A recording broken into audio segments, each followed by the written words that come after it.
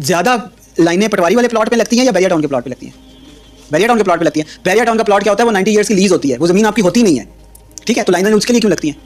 इसलिए कि artificial value create की हुई है, ठीक है। डिमांड आर्टिफिशियली इतनी ज़्यादा बढ़ा दी गई है कि वो लोगों को लगता है कि ये चीज़ ज़्यादा इंपॉर्टेंट है। वो जैसी डिमांड को रिलीज कर देंगे वो सब चीज़ मल्टीप्लाई बाय जीरो हो जाएगी। वही हिसाब बिटकॉइन करेंसी का भी है, चाहे वो ब्लॉकचेन और डिसेंट्रलाइज्ड हो, वो बेस्ड ऑन डिमांड है।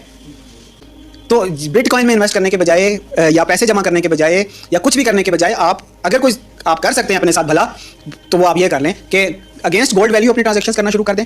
चाहे फिजिकली आप ऐसे ही दे रहे हो, लेकिन वो जो नियत में आप वो जो अगेंस्ट वैल्यू जो डिसाइड करेंगे वो करें। और दूसरा ये करें कि अगर हो सके तो जितना जो भी आपकी सेविंग है उसे गोल्ड या सिल्वर में कन्वर्ट कर लें, आज ही कर लें। आ रही है समझ? वो टेक्निकली डिसेंट्रलाइज्ड है, किसी बैंक का नहीं है, लेकिन ये जो डिमांड होती है ना, ये किसी कोई भी हैक कर सकता है आगे।